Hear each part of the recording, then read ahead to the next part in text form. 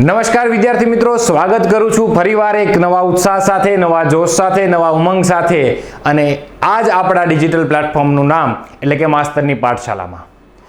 જી હા વિદ્યાર્થી મિત્રો, અગાઉ આપણે પત્રલેખન, અહેવાલ લેખન, કોન્સ્ટેબલ માટે ગદ્ય અર્થગ્રહણ મતલબ ગદ્યાર્થગ્રહણ વિશે માહિતી મેળવી છે. પત્રલેખન પણ આપણે ઔપચારિક અને અનૌપચારિક બંને ફોર્મેટમાં એક એક ઉદાહરણ દ્વારા આપણે એને સમજ્યા છીએ, શીખ્યા છીએ. તો કોમેન્ટ્સના આધારે મેં આપને કીધું હતું કે ભાઈ આપ કોમેન્ટ્સમાં કહેજો કે હવે પછી કયા ટોપિક્સ આપણે ઉપર ચર્ચા કરવી છે.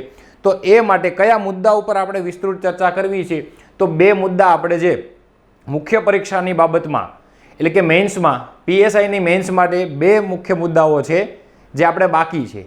અને એ મુદ્દામાંનો એક મુદ્દો એટલે સંક્ષેપીકરણ અને એની પછી જે 30 માર્કનું માર્ક ભારણ ધરાવે છે એ નિબંધ લેખન. આ બંનેની વાત આવેલી છે અને બંનેની વિદ્યાર્થીઓની માંગ છે. તો એ બંનેના ટોપિક આપણે ટૂંક સમયમાં વિસ્તૃત રીતે આ જ પ્લેટફોર્મ ઉપર એટલે કે માસ્તર કી પાઠશાલાના પ્લેટફોર્મ ઉપર શીખવાના છીએ, સમજવાના છીએ. સારો એવો પ્રેમ મળ્યો છે આપનો અને આવો નવો પ્રેમ આપતા રહેજો. આજે આપણે ચર્ચા કરવી છે સંક્ષેપીકરણ. સંક્ષેપીકરણના 2-3 ઉદાહરણ સાથે મેક્સિમમ તમે સંક્ષેપીકરણ કયા અર્થમાં કેવી રીતે કરી શકો એની જ આપણે માહિતી લેવી છે. બરાબર છે.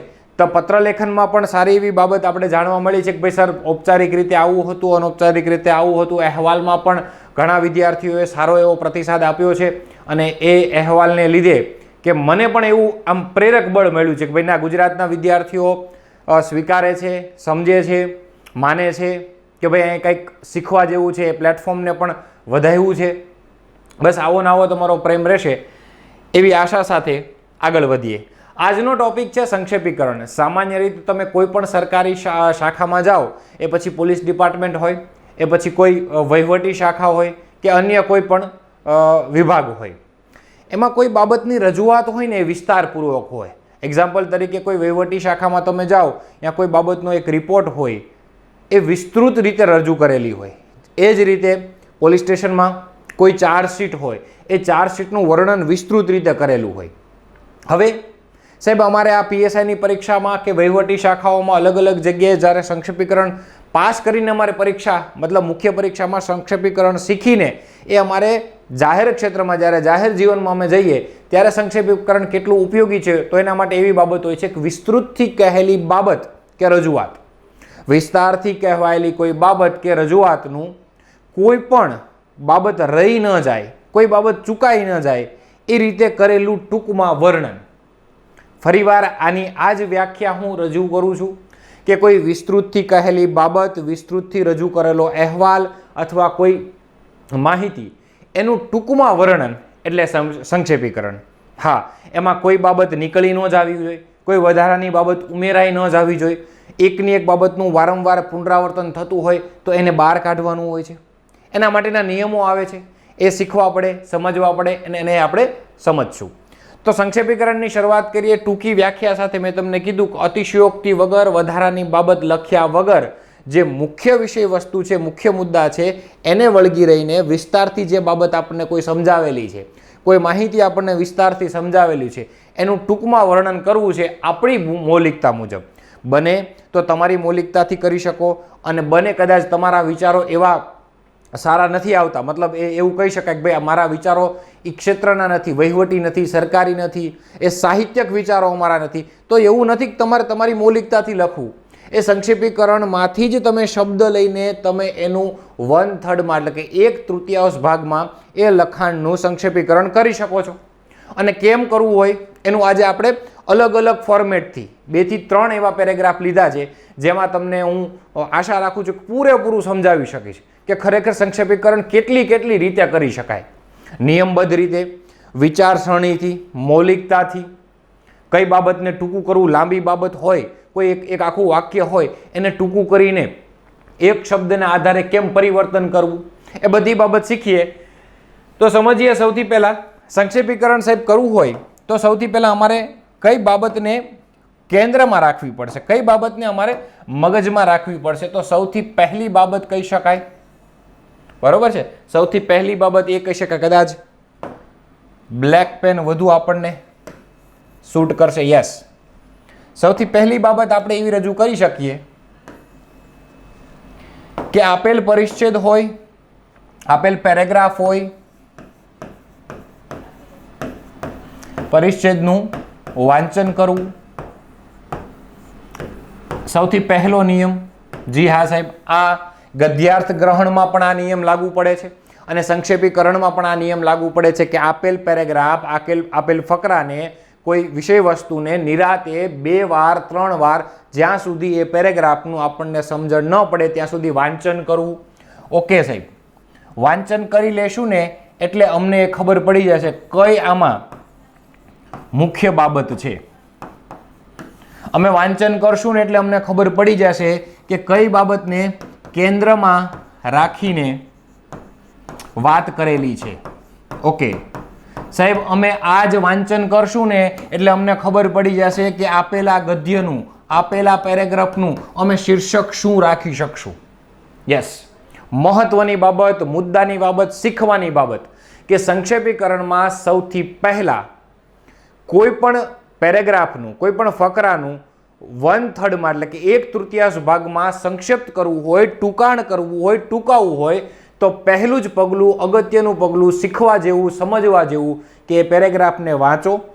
એ વાંચીને એમાં શું કહેવા માગે છે એનો અર્થ સમજો, કોના વિશે વાત કરેલી છે એ સમજો અને એ કોના વિશે વાત કરેલી છે, શું કીધું છે એના આધારે એક શીર્ષકની ઝાંખી તમારા મગજમાં રાખો. એક પ્રાથમિક શિક્ષણ, કદાચ એમ કહીએ કે ટેમ્પરરી શીર્ષક શું આપી શકાય એની ઝાંખી તમારા મગજમાં રાખો. હા સાહેબ, કરી લીધું, પેરેગ્રાફ વાંચી લીધો અને કોઈ ઉતાવળ વગર હું તમને સમજાવીશ. આ વિડીયો બહુ લાંબો નહીં હોય, કોઈ અતિશયોક્તિવાળી વાત નહીં હોય, બીજી વધારાની વાત નહીં હોય, ટુ ધ પોઈન્ટ જ ચાલવાનું છે. અગાઉના વિડીયોમાં જેમ ચાલ્યા એ મુજબ કે પત્ર લેખન કરતા હોય તો પત્ર લેખનની જ વાત, અહેવાલ લેખન કરતા હોય તો ગુજરાતના વિદ્યાર્થીઓ માટે અહેવાલ લેખનની જ વાત, બસ બીજી કોઈ નહીં. ગદ્ય તો ગદ્ય, બાકી બધી વાતો આપણે અન્ય વિષયમાં કરશું, પણ ગુજરાતી ભાષા આમ ગણો ને તો વાતો કરવા માટેની ભાષા છે. વાતો કરતાં કરતાં જ મારે તમને શીખવું પડે, વાતો કરતાં કરતાં જ મારે તમને સમજાવવું પડે. પણ પહેલાં આપણે ટોપિકને પહેલાં ઊંડાણપૂર્વક જોઈ લઈએ. જો હું તમને એમ કહું કે હું આ પરિચ્છેદનું પઠન કરું, આ પેરેગ્રાફને હું વાંચી લઉં શાંતિથી, એક ચિત્તે, હા સાહેબ શાંતિથી વાંચી લીધું છે, એક ચિત્તે મેં વાંચી લીધું છે, મને મજા આવે એ રીતે આ રીતે વાંચી લીધું છે, ડન. પછી તો કે મને ખ્યાલ આવી ગયો છે કે આનું શીર્ષક આવું, શીર્ષક મળી જશે સૌથી પહેલાં, લખવાનું છે સૌથી છેલ્લે, લાસ્ટમાં. ઓકે, આવું તમે કરી શકો. ઓકે, પછી સાહેબ શું કરશું તો કે અમે એવું કરશું કે અમે બીજું પગલું ફોલો કરશું. શું બીજું પગલું ફોલો કરશું? નંબર સ્ટેપ 2 એટલે કે આપણે એને સમજવાનો પ્રયત્ન કરશું.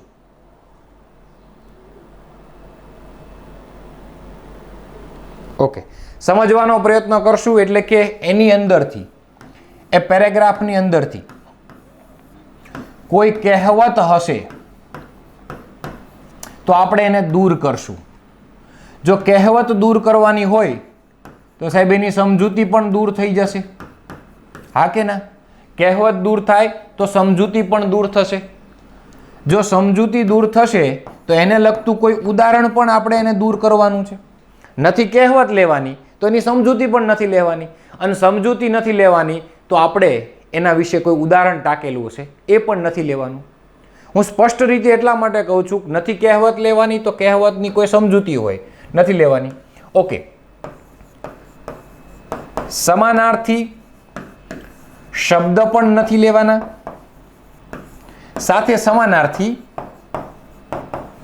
કોઈ બાબત હોય, એકની એક બાબત વારંવાર રીતે, અલગ અલગ રીતે રજૂ કરી હોય. કોઈ બાબત છે એ વારંવાર રીતે, પહેલાં આ રીતે રજૂ કરી હોય, પછી સેજ ફેરવીને એ જ બાબત બીજી રીતે રજૂ કરી હોય. કોઈ શબ્દ હોય જે વારંવાર પુનરાવર્તન થતો હોય, કોઈ એવી કહેવત છે, કોઈ પંક્તિ છે, કોઈ વ્યક્તિનું નામ છે, કોઈ એવો શબ્દ છે જે દર લાઈને અથવા એક લાઈન પછી એક લાઈન, એક લાઈન પછી એક લાઈન અથવા એક લાઈનમાં 2 વાર વારંવાર આવે છે તો તમે એને દૂર કરી શકશો. ઇન શોર્ટ હું એવું કહેવા માગું છું કે સમાનાર્થી શબ્દો હોય તોય ભલે, અને સમાનાર્થી કોઈ બાબત હોય, કોઈ વાત હોય તોય ભલે, એ દૂર કરવાની છે. એક્ઝામ્પલ તરીકે હું તમને 3 સમાનાર્થી બાબત રજૂ કરું કે હું એમ કહું કે 1965માં સ્થપાયેલું સિંહ માટેનું અભયારણ્ય, તો આ બાબત ગીર માટે લાગુ પડે. ઓકે, હું એમ કહું એશિયાટિક લાયનનું ગુજરાતમાં નિવાસસ્થાન, તો આ બાબત પણ ગીર માટે પડે. અને હું એમ કહું અમરેલી જુનાગઢ જિલ્લાની નજીક આવેલું એક સિંહ માટેનું જોવાલાયક સ્થળ, તો આ બાબતે ગીર માટે જ લાગુ પડે. તો હું આ ત્રણમાંથી કોઈ એક બાબત રજૂ કરું ને તોય ચાલે. આ સમાનાર્થી બાબત થઈ, સમજો છો? કોઈ એક વ્યક્તિના નામ વારંવાર આવતા હોય તો તમે દૂર કરી શકો. કોઈ એવો શબ્દ છે જે વારંવાર સમાનાર્થી સ્વરૂપે રિપીટેશન મોડમાં હોય તો તમે દૂર કરી શકો. એટલે કહેવત દૂર કરવાની છે, કહેવતની સમજૂતી દૂર કરવાની છે.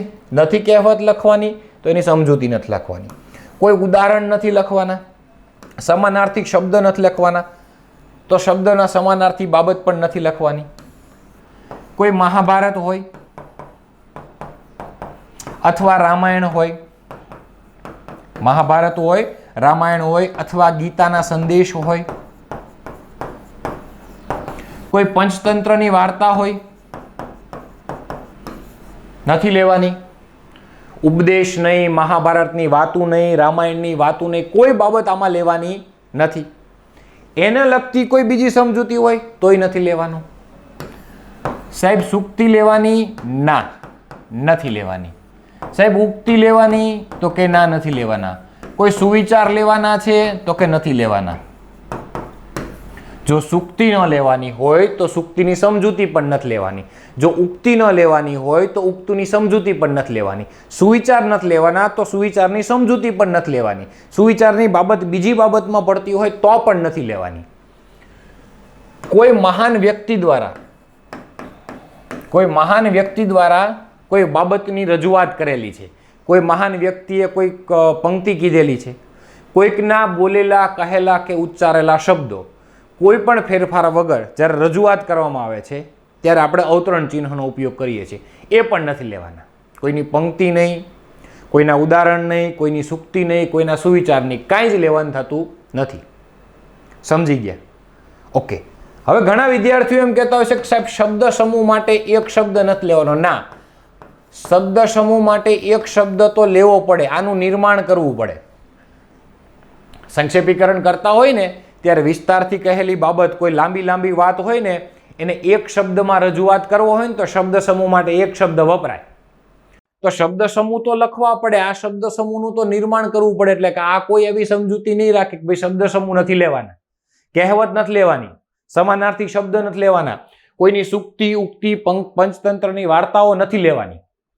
પણ શબ્દ સમૂહ તો એનું નિર્માણ કરવું પડે, એટલે એ તો લખવા પડે. ઓકે છે? તો આ સ્ટેપ થયા નંબર 2. બીજું સ્ટેપ થયું જેનાથી આપણે આરામથી સમજી શકીએ. પહેલા અમે પરિચ્છેદનું પઠન કર્યું, બે વાર વાંચ્યા પછી અમને ખબર પડી ગઈ કે અહીં શું કહેવા માંગે છે. ખબર પડી એટલે હવે અમને એવું લાગ્યું કે આમાં શીર્ષક શું આપી શકીએ. વાંચશો એટલે એ તો ખ્યાલ આવી શકે કે સાહેબ શીર્ષક આ જ બને, બીજું એકય ન બને. આટલી ખબર પડી ગઈ. ઓકે. પછી તો કે અમે બીજું સ્ટેપ ફોલો કર્યું, બીજું પગલું અનુસર્યું. શું? તો કે કહેવત દૂર કરી નાખી, રૂઢિપ્રયોગો દૂર કરી નાખ્યા છે, સમાનાર્થી શબ્દો દૂર કરી નાખ્યા છે, કોઈ કહેલી વાત, સૂક્તિ, ઉક્તિ, પંક્તિ, પંચતંત્રની વાર્તાઓ, મહાભારતની બાબત, રામાયણની બાબત, આ બધી અમે દૂર કરી નાખી છે. સુવિચારો દૂર કરી નાખ્યા છે. જો આ બધું કાંઈ ન લેવાનું હોય તો આ બધાની સમજૂતી પણ નથી લેવાની, અને આ સમજૂતી નથી લેવાની તો આને લગતા ઉદાહરણ પણ નથી લેવાના. આ બીજા નંબરનું પગલું તમારા સંક્ષેપીકરણને મજબૂત બનાવશે, સચોટ બનાવશે, સાચો બનાવશે, આદર્શ બનાવશે. એટલે વિદ્યાર્થીઓને જે પ્રશ્નો હોય એની તમામ વસ્તુની મૂંઝવણ અહીંયા થઈ જશે. અને હમણાં તમે એક સંક્ષેપીકરણ કરશો એટલે તમને ખ્યાલ આવી જશે ખરેખર વાસ્તવમાં હકીકતમાં હું શું કહેવા માંગુ છું. ડન? ઓકે. તો આ બીજું સ્ટેપ છે. તો સાહેબ ત્રીજા નંબરના સ્ટેપમાં શું હોય? તો કે તમે આ બધું લખાણને કાપશો, ઓછું કરશો. તો આ ત્રીજા નંબરના પગલામાં તમારી પાછળ જે લખાણ વધશે, મતલબ પાછળ જે લખાણ છે એ વધી જશે. પછી તમારે શું કરવાનું છે? એને સંયુક્ત કે સંકુલ વાક્ય રચનાની મદદથી, સંયુક્ત વાક્ય રચના, તો કે હા, અથવા સંકુલ, મિશ્રક્યો કે જટિલ વાક્ય રચના, આ બંનેની મદદથી સંયુક્ત વાક્ય રચનામાં સંયોજકનો ઉપયોગ થાય. એટલે કે અને, અથવા, ઉપરાંત, તથા, ને, આ બધા સંયોજકનો ઉપયોગ કરીને સંકુલ વાક્ય રચનામાં જ્યારે, આ સાપેક્ષ વાચક પદ કહેવાય, જ્યારે સાથે ત્યારે, જો સાથે તો, જેવા સાથે તેવા, આ બધા વાક્યનો ઉપયોગ કરીને તમે સંકુલ વાક્ય રચના મિશ્ર કે જટિલ બનાવી શકો. સંયુક્ત વાક્ય રચનામાં તમે સંયોજકનો ઉપયોગ કરીને બનાવી શકો.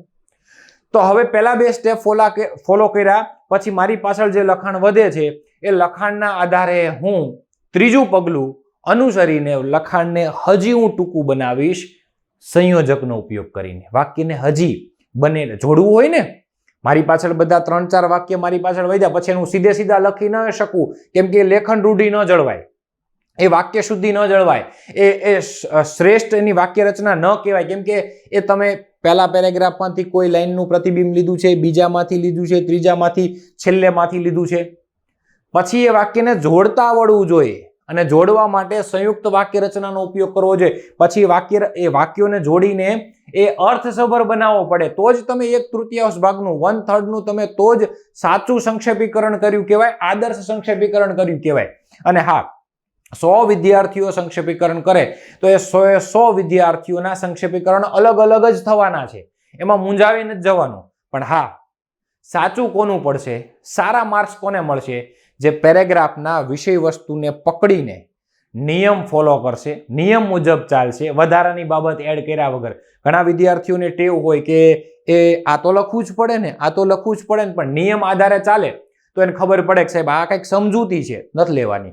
આ સાહેબ આનું જ કંઈક ઉદાહરણ છે, નથી લેવાનું. આ કંઈક કહેવત જેવું લાગે છે, નથી લેવાના. મને આ સાહેબ સુવિચાર લાગે છે, નથી લેવાના. પ્રેક્ટિસ, મોર પ્રેક્ટિસ, વધારે પ્રેક્ટિસ કરો, પેરેગ્રાફને ટૂંકી કરાવો. સામાન્ય રીતે કોઈ વાર્તા કહેતા હોય, એ વાર્તાને ટૂંકું કરતા આપણને આવડવી જોઈએ. હું મારા આખા દિવસની દિનચર્ચા તમને કહું કે ભાઈ દિનચર્યા કહું તમને કે ભાઈ સવારે હું જાગ્યો, બ્રશ કર્યો, નાસ્તો કર્યો, તૈયાર થયો, લેખન કર્યું, પછી વાંચવા બેઠો, વાંચીને હું જમ્યો, જમીને પછી 2 કલાક સૂઈ ગયો, સૂઈને આમ કર્યું, સાંજે આમ કર્યું. એની કરતાં હું કે મારા દિવસ દરમિયાન હું સવારે જાગું છું, પછી વાંચન કરું છું, પછી બપોરના સમયે ભોજન લઉં છું, બપોરે થોડોક આરામ કરીને સાંજે પાછો કાર્યમાં મશગુલ થઈ જાઉં છું, રાત્રિ દરમિયાન સમગ્ર દિવસની દિનચર્યા પૂરી કરીને રાત્રે સૂઈ જાઉં છું. તો પહેલા મેં બહુ લાંબી વાત કરી, અત્યારે મેં ટૂંકી વાત કરી. સંક્ષેપીકરણ કરવું એક કળા છે અને કળાના આધારે તમને માર્ક મળે. તમે કોઈ બેઠો પેરેગ્રાફ ગોખી નાખો તો એ સ્વાભાવિક છે, એ જ આવવાનો નથી. ઓકે, તો આ ત્રીજું પગલું, મતલબ નંબર 3 ઉપર. નંબર 4 ઉપર શું છે તો કે આપણે શરૂઆતમાં શીર્ષક આપવાનું હોય છે. ચોથું સ્ટેપ હોય છે, શું આપવાનું હોય તો કે શીર્ષક આપવાનું. શીર્ષકની જોડણી આ રીતે જ હોય. શીર્ષક કોઈ દી આ રીતે ન લખાય, બરોબર? આ ખોટું પડે, કેમ કે રેફની આગળનો શબ્દ, રેફની આગળનો ઈ હોય કે ઉ હોય એ હંમેશા દીર્ઘ બને. રેફની આગળનો ઈ કે ઉ હંમેશા દીર્ઘ બને છે. ડન? ઓકે, શીર્ષક આપવાનું હોય છે. લખાય છેલ્લે સંક્ષેપીકરણ થઈ જાય ને, એટલે પછી 1/3 જે ભાગ તમારો પાછળ વધે ને એના આધારે તમે શીર્ષક આપી શકો. આ પ્રતિબિંબ ઉપર જે વિસ્તારથી કીધેલી વાતનું જ છે. અહીં જે વિસ્તારથી કીધેલી વાર્તા, વિસ્તારથી કીધેલી કોઈ બાબત, એનું જ પ્રતિબિંબ અહીંયા છે. અને આ પ્રતિબિંબના આધારે તમે શીર્ષક આપવાનું છે. આવશે સૌથી છેલ્લે પણ લખાય સૌથી ઉપર. તમે અવતરણ ચિહ્નમાં લખી શકો, તમે લાઈનના આધારે લખી શકો. શીર્ષક ઉપર લખવાનું હોય છે અને નીચે તમારે 1/3 જે લખાણ કરેલું. શીર્ષક હંમેશા ઉપર લખવાનું હોય છે. બેવડા અવતરણ ચિહ્નમાં લખો તોય ચાલે અને 1 વડા અવતરણ ચિહ્નમાં લખો. ગુજરાતી ભાષામાં કોઈ એવો સ્પષ્ટ નિયમ નથી કીધેલો કે શીર્ષક 1 વડામાં જ લખવું અને લખાણ કોઈની કીધેલી પંક્તિ 2 વડા અવતરણ ચિહ્નમાં લખવું, એવું ક્યાંય સ્પષ્ટ કરેલું નથી. તમે કોઈ પણમાં લખી શકો. ઓકે, તો આ 4 સ્ટેપના આધારે તમે ગુજરાતી ભાષાના ગદ્ય વિભાગમાં કોઈ પણનું સંક્ષેપીકરણ કરી શકો આરામથી. વિસ્તારથી કીધેલી બાબતનું કોઈ પણ વધારાની બાબત ઉમેર્યા વગર ટૂંકમાં વર્ણન હકીકતનું, એટલે સંક્ષેપીકરણ. જેમ કે થોડાક નિયમો જોઈએ. નિયમો જોતા પહેલા હું તમને એક સંક્ષેપીકરણ કરાવું. પછી નિયમને આધીન રહીને આપણે કરીએ. નહીતર તમને એમ થશે કે સાહેબે બાબત કરી. મારા ખ્યાલથી થોડાક અક્ષર નાના છે, પ્રયત્ન એવો કરજો કે આને તમે જોઈ શકો. થોડાક અક્ષર નાના છે પણ નાના અક્ષર ચાલશે, બહુ પછી સ્લાઇડમાં નહીં સમય. આને હું પહેલા વાંચવાનો પ્રયત્ન કરું. જે 4 પગલા કીધા મેં તમને એના આધારે જ આને સંક્ષેપીકરણ કરવાનું છે. જોઈએ. જો વિદ્યાર્થીનું પ્રથમ કર્તવ્ય શું કીધું છે? આપેલ ગદ્યાંશને અભ્યાસ કરીને નીચે આપેલા પ્રશ્નોના જવાબ તમને આપવાનો આ સૂચના છે, એની ઉપર કોઈ નહીં રહે. અહીં આપેલા ગદ્યાંશને આપણે 1/3 ભાગમાં સોલ્વ કરવાનો છે. પ્રશ્નોના જવાબની કોઈ વાત કરેલી નથી. આનું આપણે સંક્ષેપીકરણ કરવાનું છે. ઉપર સૂચના ઉપર કોઈ ધ્યાન નહીં દે, આનું આપણે સંક્ષેપીકરણ કરવાનું છે. કેમ કે ટાઈપિંગમાં મિસ્ટેક થઈ છે. સૂચના આમ નીચે આપેલ પ્રશ્નોના જવાબ નહીં, 1/3 સંક્ષેપીકરણ લખો, આવું કીધેલું છે. વિદ્યાર્થીનું પ્રથમ કર્તવ્ય પોતાના મગજને સ્વતંત્ર રાખવાનું છે. પહેલા વાંચું છું. બીજું એવું કીધું છે કે પરિપૂર્ણ સ્વતંત્રતા નો સૌથી વધુ અધિકાર વિદ્યાર્થીનો છે. શ્રદ્ધા વિના વિદ્યા સંભવિત નથી. ઓકે, જ્ઞાનનો આરંભ શ્રદ્ધાથી જ થાય છે. સરસ. પરંતુ પરિસમાપ્તિ સ્વચિંતનથી થાય છે. જ્ઞાનનો આરંભ શ્રદ્ધાથી થાય છે, પણ પરિસમાપ્તિ સ્વચિંતનથી થાય છે. ડન. અહીં એવું કીધું છે કે વિદ્યાર્થીનું બીજું કર્તવ્ય જાત પર કાબુ રાખવો હોય, હે ને? વિદ્યાર્થીએ પોતાને જાત પર કાબુ રાખવાનો હોય છે. જો વિદ્યાર્થી સંકલ્પ કરતો થઈ જાય ને, સત્ય સંકલ્પ કરતો થઈ જાય, સાચું બોલતો થઈ જાય, તો વિશ્વની કોઈ પણ તાકાત એને અટકાવી ન શકે. સાચી વાત છે સાહેબ. નિશ્ચય કરતો થઈ જાય. વિદ્યાર્થીનું ત્રીજું કર્તવ્ય સેવા ભાવનાનું. ઓકે, સેવા વિના જ્ઞાન નથી.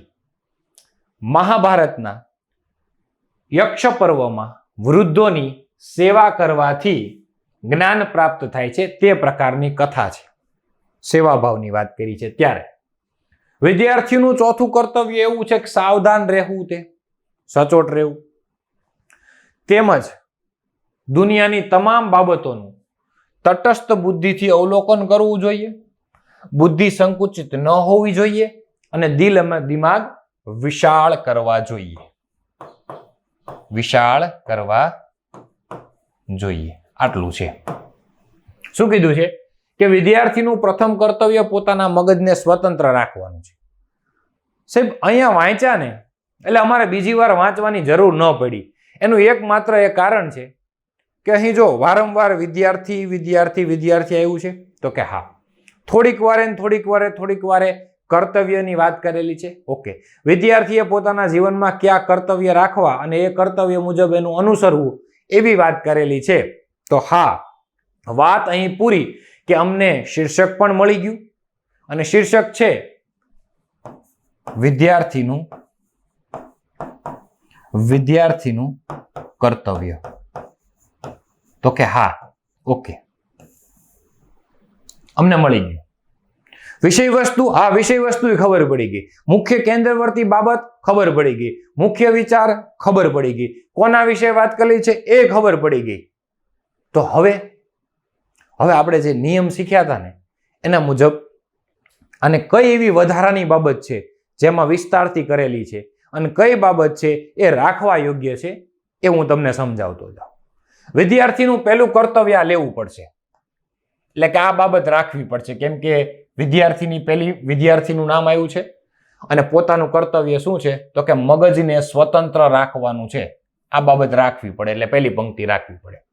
પણ પછી બીજી પંક્તિમાં જો એને એવું કીધું છે કે પરિપૂર્ણ સ્વતંત્રતાનો સૌથી વધુ અધિકાર વિદ્યાર્થીનો છે. આગળ કઈ જ દીધું છે કે વિદ્યાર્થીએ પોતાના મગજને સ્વતંત્ર રાખવાનું છે. પછી હવે એની ઉપર હું બીજી ચર્ચા કહું કે વિદ્યાર્થીએ પોતાના મગજને સ્વતંત્ર રાખવાનું છે, બાબત સાચી છે.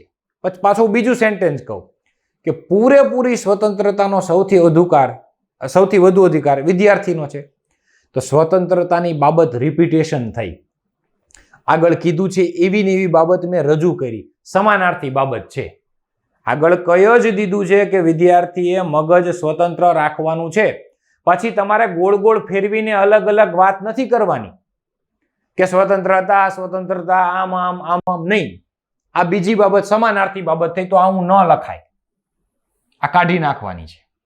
મતલબ એની ઉપર હું ઇરેઝ કરી દઉં છું. પછી મેં આગળ કીધું તેમ કે શ્રદ્ધા વિના વિદ્યા સંભવિત નથી. આ એક સુવિચાર છે, આ એક સૂક્તિ છે, આ એક સારો વિચાર કરેલો છે. તો મેં બીજા સ્ટેપમાં એવું કીધું હતું કે જો પેરેગ્રાફમાં કોઈ પંક્તિ, સૂક્તિ, ઉક્તિ કે સુવિચાર હોય અને એની સમજૂતી આપેલી હોય તો બેમાંથી એકય નથી લેવાનું. તો શ્રદ્ધા વિના વિદ્યા સંભવિત નથી. Done, cancel. જો આ ન લીધું હોય તો હું આ લઈ શકું. શ્રદ્ધા વિના વિદ્યા સંભવિત નથી. જ્ઞાનનો આરંભ શ્રદ્ધાથી થાય. મારે શ્રદ્ધાની વાત જ નથી કરવાની થતી. સૂક્તિની વાત ન કરી હોય, સૂક્તિની સમજૂતી હું નહીં લખું, કઈ વાંધો નહીં. જ્ઞાનનો આરંભ શ્રદ્ધાથી થાય, વાક્ય શરૂ છે, પરંતુ પરિસમાપ્તિ સ્વચિંતનથી થાય છે. ભલે થાય, મારે આ જ નથી લેવાનું, તું આગળ નથી લેતો. ઓકે, મેં પહેલું વાક્ય લીધું, વિદ્યાર્થીનું પ્રથમ કર્તવ્ય મગજને સ્વતંત્ર રાખવાનું છે. આ મારા જીવનમાં હું આને અનુસરીશ. વિદ્યાર્થીનું બીજું કર્તવ્ય શું છે? તો કે જાત પર કાબુ રાખવું છે. હા, વિદ્યાર્થીનું આ પહેલું કર્તવ્યથી થોડુંક આગળ બીજું કર્તવ્ય કીધું છે. પહેલી વાત પૂરી થઈ ગઈ, મગજને સ્વતંત્ર રાખવાનું. બીજી વાત આવી, જાત પર કાબુ રાખવો. કહેવાય ને કે સ્વયં શિસ્ત, પોતાની જાત ઉપર કાબુ રાખવો, એ આવી ગયું. લખો. હવે જો એને વાત કરી, સમજાયું કે આમ કરો ને તો આમ થાય, આવું કરો ને તો આવું થાય, આમ થશે ને તો આમ થશે. જોયું કીધું. જો વિદ્યાર્થી સત્ય સંકલ્પ કરતો થઈ જાય ને તો વિશ્વની કોઈ પણ તાકાત તેને અટકાવી ન શકે. આ એના સમજૂતી આપી છે, તમને સમજાવ્યા છે કે આમ કરો ને તો આમ થાય, આમ કરશો ને તો આમ મળશે. મેં કીધું તું, કોઈની સમજૂતી, કોઈ તમને સમજાવટ આપી હોય એ નથી લેવાનું. ઓકે સાહેબ, ત્રીજું કર્તવ્ય લેશું. હા હા, તમ તાર લ્યો. સેવા ભાવનાનું છે. ત્રીજું કર્તવ્ય કેનું છે? સેવા ભાવનાનું. લખી શકાય. સેવાની વાત આવી ગઈ છે, બસ પૂરું. સેવા વિના જ્ઞાન નથી. કહી દીધું છે કર્તવ્ય છે, હવે લઈ લેશું. હવે અમે લઈ લેશું સેવાનું. હવે તમારે મને આગળ કાંઈ સમજાવવાની જરૂર નથી. તમે કીધું ને કે ત્રીજું કર્તવ્ય સેવા ભાવનું છે, બસ હવે આગળ કાંઈ વાત ન કરતા તોય કરી. જો સેવા વિના જ્ઞાન નથી. હા, પછી મેં કીધું તું કે મહાભારતનું નથી લેવાનું, રામાયણનું નથી લેવાનું, ગીતાના સંદેશ કોઈ નથી લેવાના, પંચતંત્રની કોઈ વાર્તા નથી લેવાની, કોઈ મહાન વ્યક્તિ આપેલા ઉપદેશ નથી લેવાના. શું કીધું છે? તમે એમ કીધું ને અમને કે સાહેબ અમારું ત્રીજું કર્તવ્ય સેવા ભાવનું છે, એટલે એમાં આવી ગયું. એમાં પછી વૃદ્ધોની સેવા કરું તોય ભલે, માતા પિતાની સેવા કરું તોય ભલે, કોઈ ગરીબની સેવા કરું તોય ભલે, આ દુનિયાના કોઈ પણ પીડિત વ્યક્તિની સેવા કરું તોય ભલે. મને ખબર પડી ગઈ છે કે મારું એક કર્તવ્ય છે, અનેક કર્તવ્યમાંથી એક કર્તવ્ય છે સેવા ભાવનું, એટલે આવી ગયું બધું. એમાં તમારે અમને સમજાવવાની જરૂર નથી.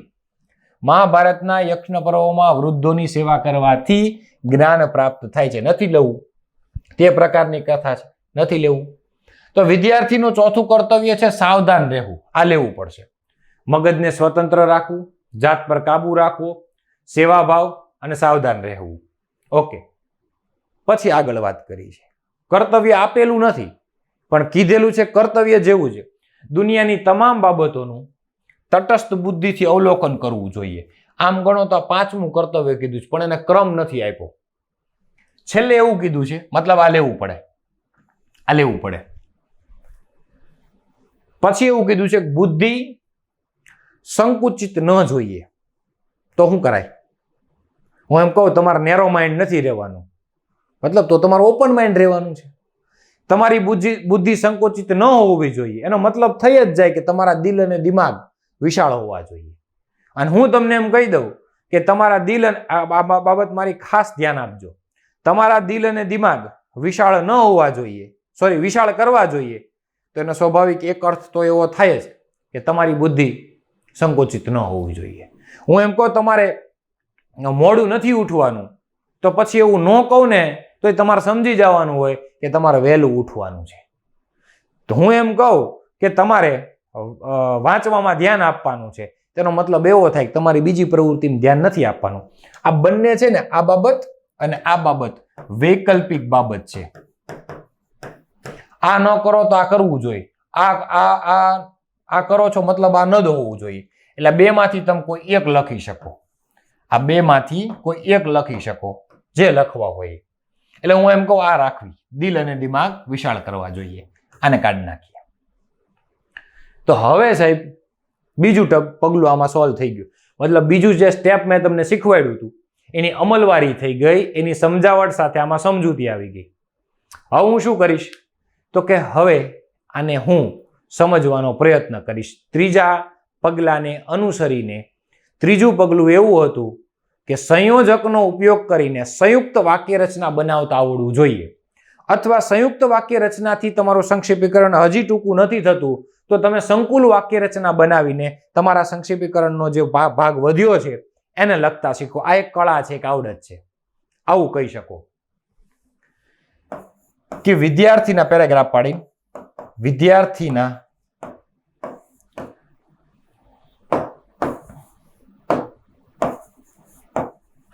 મુખ્ય કર્તવ્ય અથવા મુખ્ય કર્તવ્યો, આમ ગુરુ વિરામ કરી, મગજને સ્વતંત્ર રાખવું, મગજને સ્વતંત્ર રાખવું, અલ્પવિરામ, જાત પર કાબુ રાખવો, જાત પર કાબુ રાખવો, અલ્પવિરામ. ત્રીજું શું છે તો કે સાહેબ સેવાભાવ, સેવાભાવ અને શું છે સાવધાન રહેવું છે, અને સાવધાન રહેવું તે છે. બસ પૂરું. આમ લખી શકો આ બધા જ. હવે જો આમાં વારંવાર મેં વિદ્યાર્થી નથી રાખ્યા, પ્રથમ દ્વિતીય તૃતીય એવો ક્રમ નથી આપ્યો. હું કામ આપવું? બધું કઈ જ દીધેલું છે કે વિદ્યાર્થીના મુખ્ય કર્તવ્ય મગજને સ્વતંત્ર રાખવું, અલ્પવિરામ, જાત પર કાબુ રાખવો, અલ્પવિરામ, સેવાભાવ, અને છેલ્લે ચાર હોય ને એમાં છેલ્લે બંને જોડવા હોય ને તો સંયોજકનો ઉપયોગ થાય. અહીંયા એમ ન કરી, અલ્પવિરામ, સાવધાન રહેવું તે છે, એમ ન કરી શકાય. આ બંનેને જોડવા મેં અહીંયા સંયોજકનો ઉપયોગ કર્યો. મતલબ સંયુક્ત વાક્ય રચનાને સમજાવી છે. સંયુક્ત વાક્ય રચના વિશે મેં અહીંયા બાબત વર્ણવી છે. Okay okay. પછી શું કીધું છે? વધ્યું શું લખાણ તો કે દુનિયાની તમામ, થોડુંક મેં ઉપર લખ્યું હોત તો સારું હતું, બાબતોનું તટસ્થ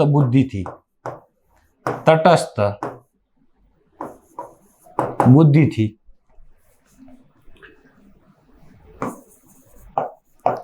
અવલોકન કરવું, થોડુંક અહીંયા જગ્યાનો અભાવ છે પણ લખવું છે આ જ સ્લાઇડમાં. તમામ બાબતોનું તટસ્થ બુદ્ધિથી અવલોકન કરવું, અહીંયા ઉભો રહી ગયો, આ કાઢી નાખ્યું મેં.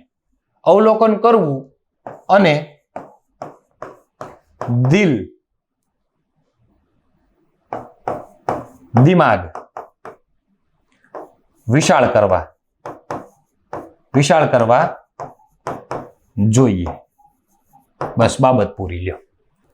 થોડુંક અહીંયા સ્પેસ મેનેજમેન્ટમાં તકલીફ પડી છે પણ આ તમને વચાઈ જાય એવું છે. વિદ્યાર્થીના મુખ્ય કર્તવ્ય જો મગજને સ્વતંત્ર રાખવું, જાત પર કાબુ રાખવો, સેવાભાવ અને સાવધાન રહેવું છે. પછી દુનિયાની તમામ બાબતોનું તટસ્થ બુદ્ધિથી અવલોકન કરવું. પછી આ નથી લખવું મારે. અવલોકન કરવું, દિલ તથા દિમાગ, અહીંયા કહી શકું,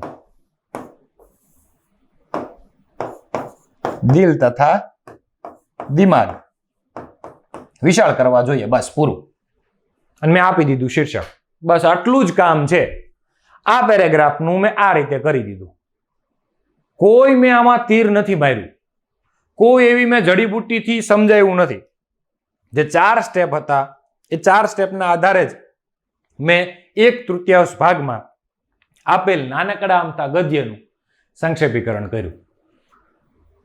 આ નિયમને ફોલો કરીને હવે પ્રેક્ટિકલ પણ હું તમને એક ઉદાહરણ આપી શકું કે સાહેબ પ્રેક્ટિકલ કઈ રીતે આમાં આપણા વિચારોને આધારે, આપણી મૌલિકતાને આધારે પ્રેક્ટિકલ તમે કઈ રીતે કરી શકો, તો એનું ઉદાહરણ પણ આપણી પાસે છે. આશા રાખું છું કે આમાં તમને સમજાઈ ગયું હશે.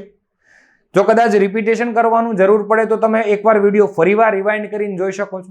પણ ગુજરાતના વિદ્યાર્થીઓ માટે પ્રયત્ન એવો કરીશ કે મને જેટલું આવડે છે હું નીચોવાઈ જઈશ, કારણ કે હું કોઈ દિવસ એવી અતિશયોક્તિ ભળી વાત નથી કરતો કે મારી પાસેથી શીખો, હું કહું એમ કરો. પણ હા, જે આવડે છે એ સરસ આવડે છે, એટલે સારી રીતે હું તમને સમજાવી શકું છું. અને વધુમાં વધુ પ્રેક્ટિસથી એક સાથે એક પેરેગ્રાફ તમે લ્યો જાતે, એમાં પ્રયત્ન કરો, પછી વિચારો ઓકે નવી બાબત નથી આવી જતી, સંક્ષેપીકરણ થઈ જાય છે. નિયમને આધીન 4 જ સ્ટેપ ફોલો કરવાના છે, બેઝિક સાદા અમથા સંક્ષેપીકરણ કરવા માટે. ઓકે, ચાલો. તો આશા રાખું છું કે આ સરસ મજાનું તમને સમજાઈ ગયું હશે. હવે આગળ વધીએ, આના નિયમ થોડાક જોઈ લઈએ, શું કહેવા માંગે છે. એક્ઝેક્ટ થોડીક વાત કરેલી હોય એ પણ આપણે જોઈ લઈએ. શું કીધું છે કે સંક્ષેપીકરણ એટલે શું? સંક્ષેપીકરણ એટલે વિસ્તારથી કહેલી વિગતોને પોતાના શબ્દોમાં ફરીથી ટૂંકમાં લખવી, જેની ચર્ચા આપણે આગળ કરી. બરોબર. સામાન્ય રીતે પીપીટી એટલા માટે લાવું છું કે ઘણા વિદ્યાર્થીઓ કહેતા કે સાહેબ ડેફિનેશન અમારે લખવી હોય તો નોટ્સ બનાવી શકીએ એના આધારે. બાકી હું ખરેખર એવો માણસ છું કે મને તમને રૂબરૂ પ્રેક્ટિકલ, ભલે મારી વાત ટૂંકી હોય, માપસર હોય, લાંબી લાંબી વાતને પણ પ્રેક્ટિકલ સીધે સીધું સમજાવવું વધુ ગમે. કેમ કે લેખન તમારી પાસે છે, બુક્સ તમારી પાસે હોય જ છે. વિસ્તારથી કોઈ કહેલી વાર્તા હોય, કોઈ ઘટના હોય, કોઈ પ્રસંગ હોય સાહેબ, એનું લાંબુ લાંબુ વર્ણન કરેલું હોય, ફરીથી ઘટનામાંથી કંઈ ચૂકાઈ ન જવું જોઈએ, વાર્તામાંથી કોઈ પાત્ર રહી ન જવું જોઈએ, ઘટનાની મુખ્ય બાબત ચૂકાઈ ન જાય અને ફરીથી ટૂંકમાં લખો, એને કહેવાય સંક્ષેપીકરણ. ઘણીવાર ભાષામાં વધારાના શબ્દો, અલંકારિત ભાષાઓ, પુનરાવર્તન એકને એક બાબત રજૂ થતી હોય, એ બધાના કારણે બાબત લખાણ લાંબુ લાંબુ થઈ જતું હોય છે. ઘણા હોત ને, ઘણા લોકોને વાત ચાવી ચાવીને કરવાની ટેવ હોય, એમાં આમ હતું ને, પછી અમે આમ ગયા હતા ને, પછી એને આવું કર્યું હતું ને. ભાઈ મૂળ વાત શું હતી? તો કે મૂળ વાત આ હતી, એ રજૂ કરીને.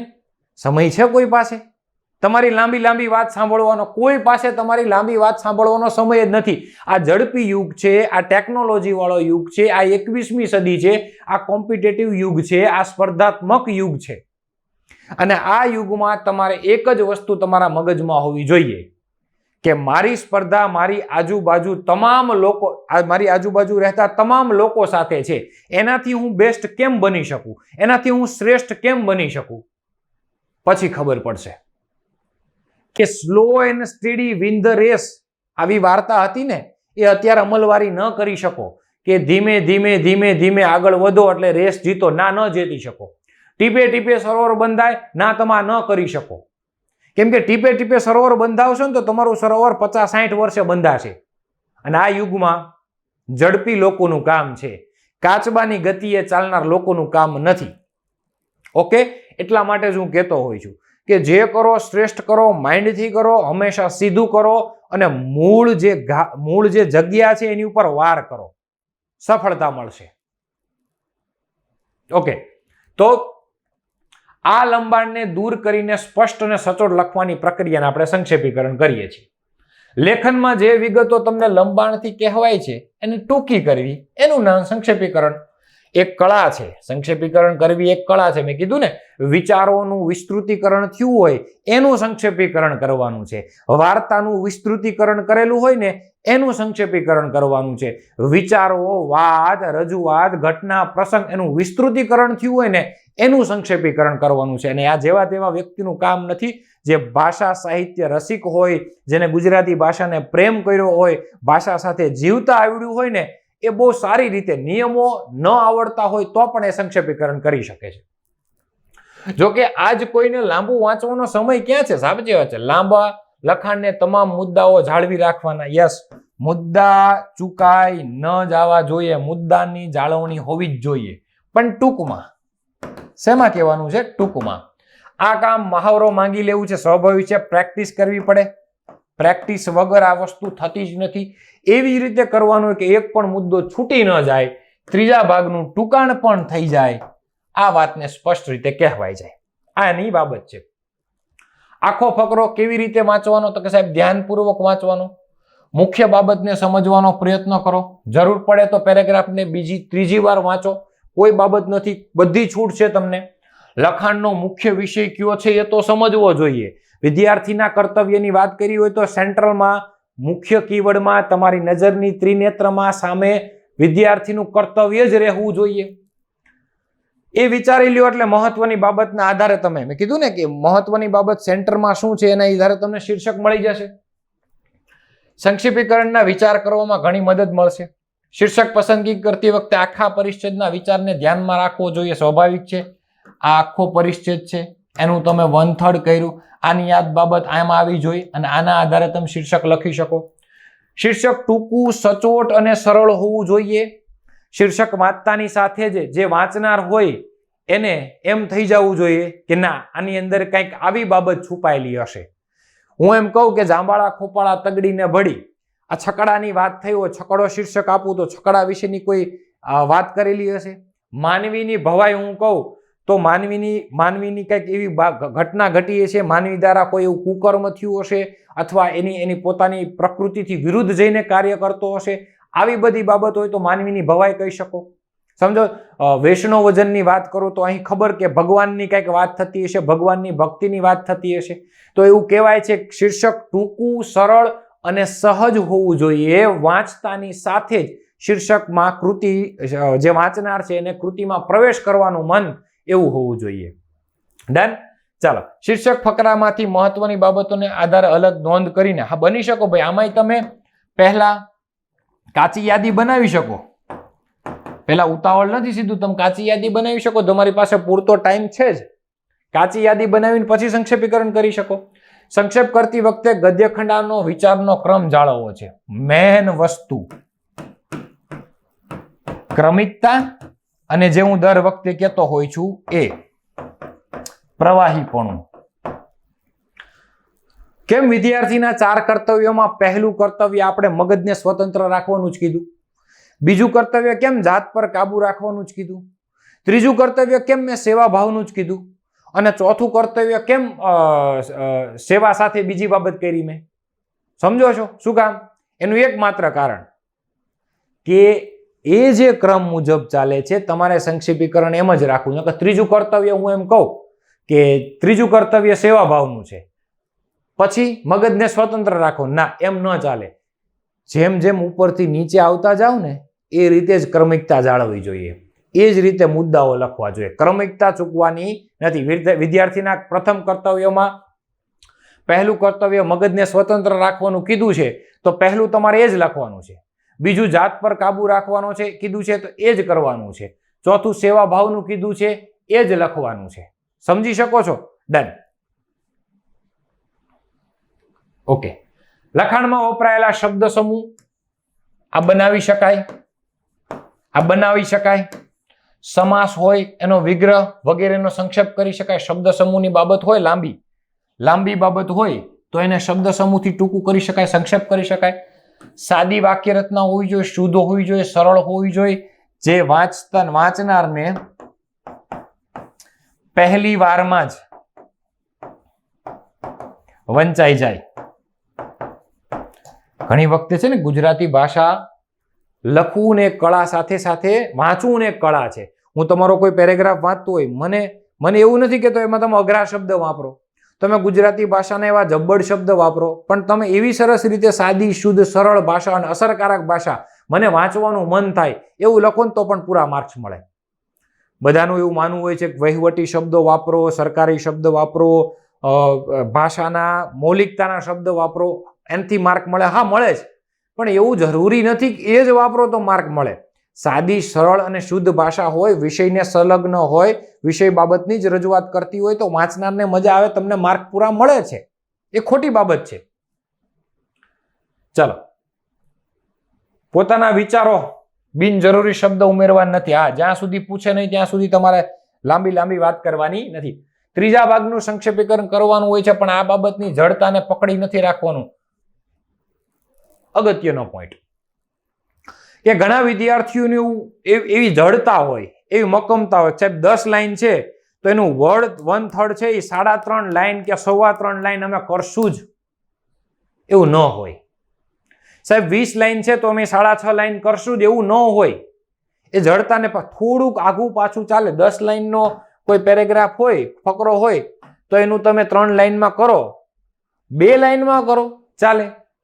અરે સાહેબ 2.5 લાઈનમાં કરો તોય ચાલે, 4 લાઈન થઈ જાય ને તોય ચાલે, પણ વધારાની બાબત, નકામી બાબત તમારે કાઢવાની છે. પછી લખાણ તમારું થઈ જાય કોઈ વાંધો નહીં. આ જડતાને પકડી નથી રાખવાની. 1/3 એટલે 1/3, થોડુંક આગળ અથવા થોડુંક આગું પાછું ચાલે, એમાં કોઈ બાબત નથી.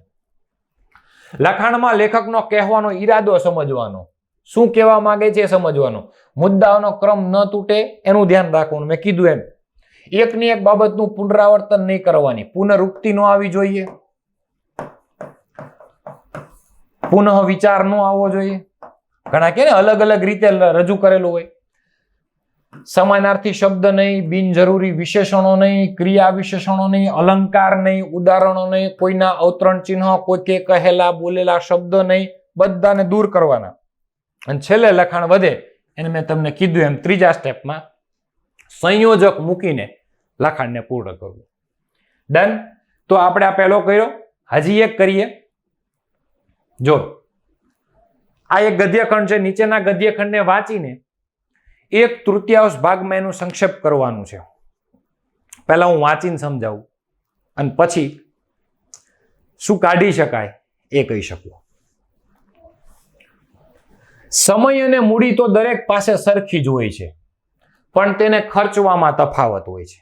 તો કે હા, સમય અને મૂડી તો દરેક પાસે સરખી જ હોય છે, પણ તેને ખર્ચવામાં તફાવત હોય છે. સાચી વાત છે. જે લોકો પોતાનો સમય સરખી રીતે ઉપયોગ કરે એને સફળતા મળે છે, અને જે લોકો પોતાના સમયને સરખી રીતે ઉપયોગ નથી કરતા એને સ્વાભાવિક છે નિષ્ફળતા મળે છે. અને આ જગ જાહેર વસ્તુ છે, આ જાહેર જીવનની વસ્તુ છે. આ તમે કદાચ કયો તોય ચાલે અને નો કયો તોય ચાલે, હે ને? કે સમય અને જરૂરત બે હંમેશા એક જેવા જ હોય. કે એટલા માટે જ કહે છે ને કે સમય સાચો હોય ત્યારે બધા સારો હોય, ત્યારે બધા પોતાના હોય, અને સમય સારો ન હોય ને ત્યારે કોઈ પોતાનું નથી હોતું. એટલા માટે જ નથી કહેતા કે સમય અને જરૂર બે એક જેવા છે. કડવા હોય તોય ચાખવા પડે, અણગમતાને રાખવા પડે, અને સમયના રાજ થકી ઉઘાડા પડ્યા હોય ને પોતાના હોય ને ઢાંકવા પડે. ના કોઈ પોતાનું છે, ના કોઈ પારકું છે, આ બધું જરૂરતનું છે. જરૂર હોય ત્યારે ભાઈ ભાઈ, અને જરૂર ન હોય ત્યારે તું કોણ ભાઈ.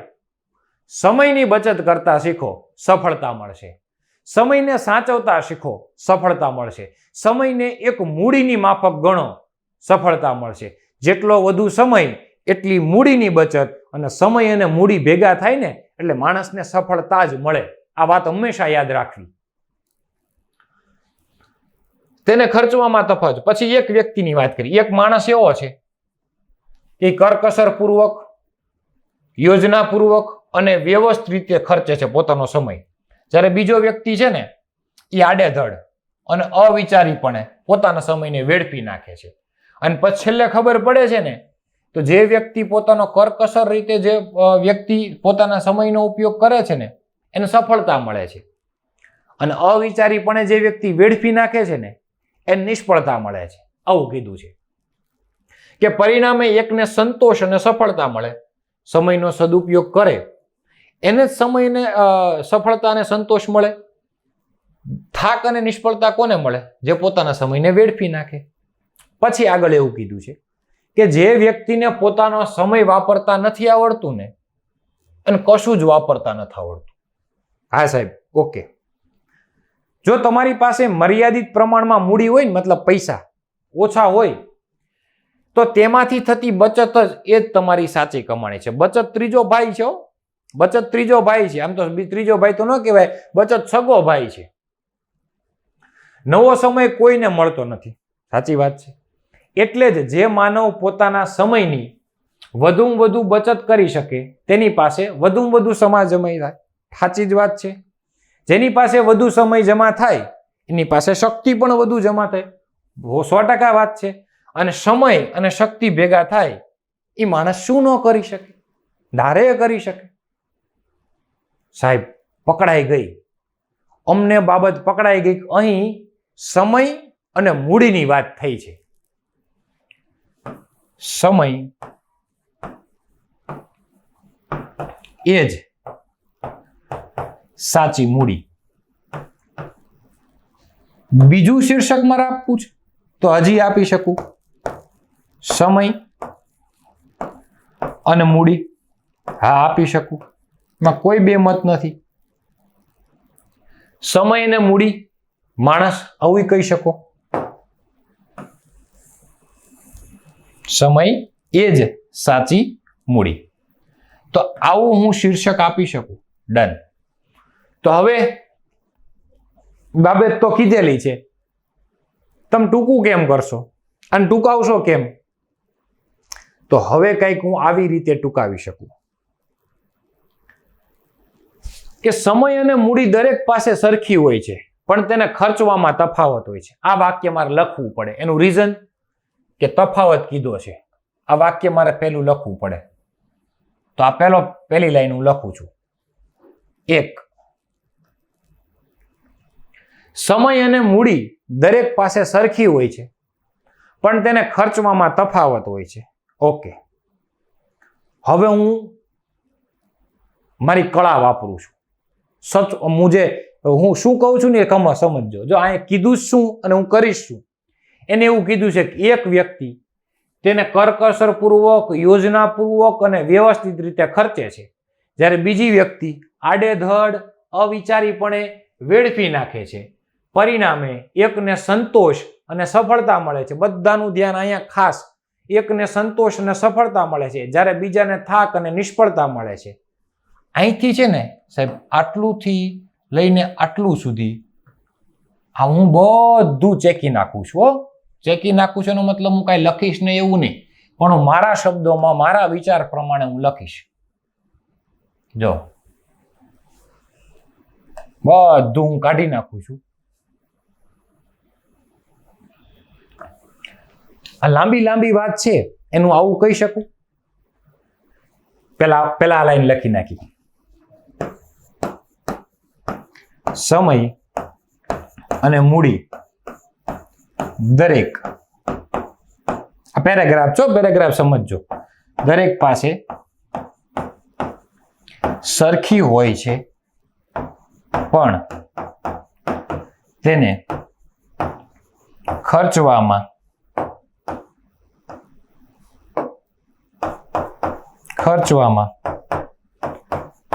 તફાવત હોય છે.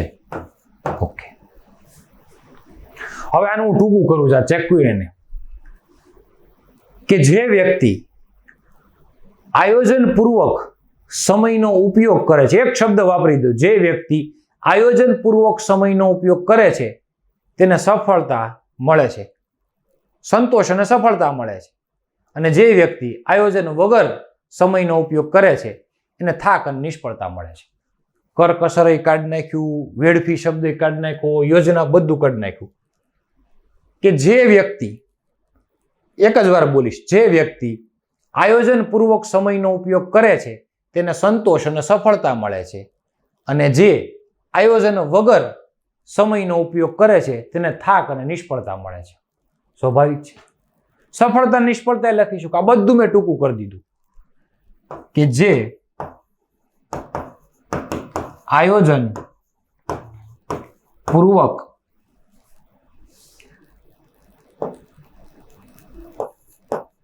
સમયનો, અહીંથી લખો, આયોજન પૂર્વક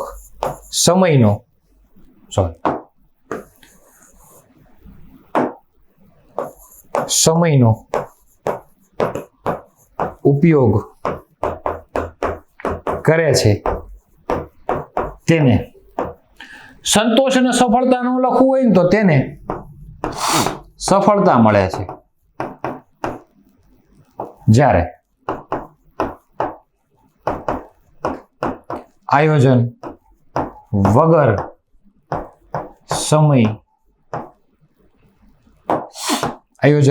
સમયનો ઉપયોગ કરે તેને નિષ્ફળતા મળે છે.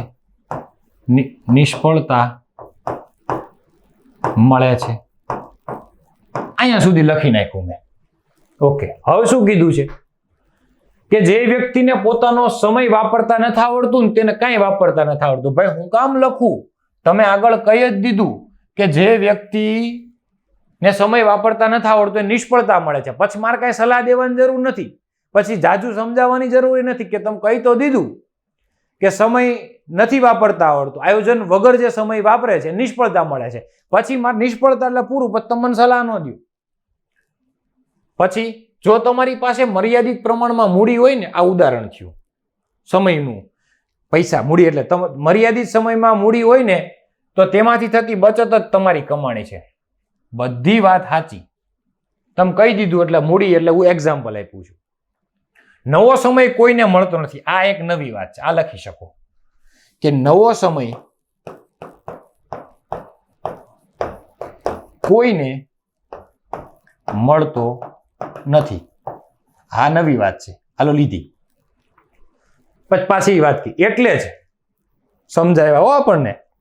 એટલે માનવ પોતાની સમયની વધુમાં વધુ બચત કરે. ભાઈ તમે આગળ અમને કહી દીધું વધુમાં વધુ બચત કરી શકે, તેની પાસે વધુમાં વધુ સમય જમા થાય. હવે કહી દીધું એટલે આવી ગયું. જેની પાસે વધુમાં વધુ સમય જમા થાય તેની પાસે શક્તિ જમું થાય. અમને સમજાઈ ગયું સમયની બચત કરવાની છે, બસ. હવે તમે કહી શકો કે સમય અને શક્તિથી, એમ કીધું સમય અને શક્તિ ભેગા થાય પછી માણસ શું શું ન કરી શકે, ધારે કરી શકે. તો એક લાઈન હું લખી શકું, સમય અને શક્તિથી માણસ ધારે તે કરી શકે. બસ આદર્શ થઈ ગયો, આદર્શ. નવો સમય કોઈને મળતો નથી, બચત કરવાની બધું તમને એક લાઈનમાં ઉપર કહી દીધું છે. આ આનો જવાબ થઈ ગયો કહેવાય. કદાચ જો અક્ષરમાં થોડીક ગરીબાઈ ભોગવવાની હોય તો તમે કહી શકો સમય અને મૂડી દરેક પાસે સરખી હોય છે, તેને ખર્ચવામાં તફાવત હોય છે. પહેલી લાઈન લીધી, પછી અઢી લાઈન છે ને ટૂંકી કરી. આયોજન પૂર્વક સમયનો ઉપયોગ કરે છે તેને સફળતા મળે છે, આયોજન વગર સમયનો ઉપયોગ કરે તેને નિષ્ફળતા મળે છે. બધું આવી ગયું. નવો સમય કોઈને નથી મળતો, સમય અને શક્તિથી માણસ ધારે કરી શકે. ચોખ્ખી જ વાત છે. તો આ બીજા પ્રકારના બીજા પેરેગ્રાફનું આપણે સંક્ષેપીકરણ કર્યું. તો આશા રાખું છું કે તમને આ સમજાણું હશે. કદાચ અક્ષર ન સૂઝતા હોય તો બને તો હું ચાલો લખી દઉં આમાં.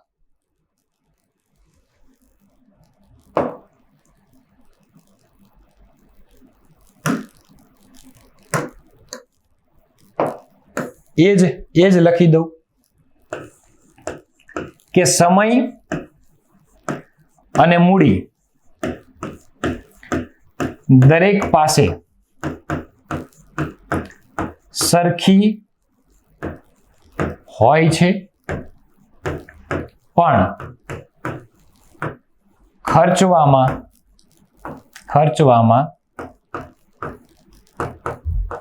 તફાવત હોય છે. જે માણસ અથવા જે વ્યક્તિ આયોજન પૂર્વક સમયનો ઉપયોગ કરે છે તેને સફળતા મળે છે, જ્યારે આયોજન વગર સમયનો ઉપયોગ કરે છે તેને નિષ્ફળતા મળે છે. પછી કીધું તું નવો સમય કોઈને મળતો નથી. સમય અહીંયા છેક હું એટલા માટે અડાડું છું કે તમારે ખોટી સમય અને શક્તિ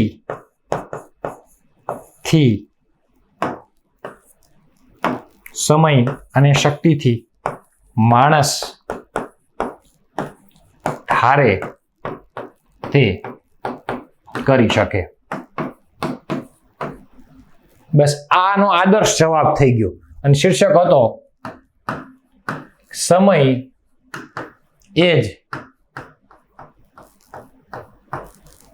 સાચી મૂડી.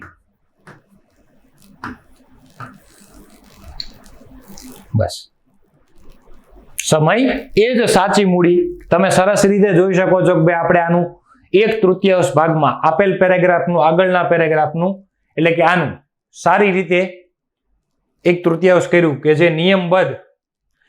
એકવાર તમે 1 પેરેગ્રાફ 2 પેરેગ્રાફ કે 3 પેરેગ્રાફ કરશો ને એટલે તમને આરામથી ખબર પડી જાય કે સર ખરેખર હવે મને ફાવટ આવે છે. આ મહાવરો માગી લેવો વિષય છે. મહાવરો તો આનો કરવો પડશે અને મહાવરો કરવાથી જ તમને સાચી ખબર પડશે કે ખરેખર સંક્ષેપીકરણમાં શું શું કરવાથી. 3-4 સંક્ષેપીકરણ કરશો પછી તમને ખુદ આઈડિયા આવશે, ખુદ સમજ આવશે કે ભાઈ આમાં આ બાબત વધી ગઈ છે, આ બાબત કાઢવા જેવી છે. એટલે આશા રાખું છું કે તમને આ સમજાણું હશે અને સંક્ષેપીકરણમાં ફરીવાર આપણે આગળ મળશું, ફરીવાર નવા 2-3 પેરેગ્રાફ સાથે, વધુ નિયમો સાથે. ત્યાં સુધી હું રજા લઉં. તમને જો ગમતું હોય, તમને એમ લાગે કે ભાઈ ના આ પ્લેટફોર્મ ઉપર સારી એવી કામગીરી થાય છે, અમને ઉપયોગી કામગીરી થાય, તો ચિંધ્યાનું પૂન છે ભાઈ, ચિંધ્યાનું પૂન છે. તમે સબસ્ક્રાઇબ કરજો, તમારા મિત્રને કહેજો, શેર કરજો, વ્યૂ આપજો, જાજા વ્યક્તિઓ જોવે ત્યાં સુધી જોજો અને લાઈક અને શેર કરજો. ફરીવાર મળશું નવા ઉત્સાહ સાથે, નવા જોશ સાથે. ત્યાં સુધી જય હિન્દ, જય ભારત.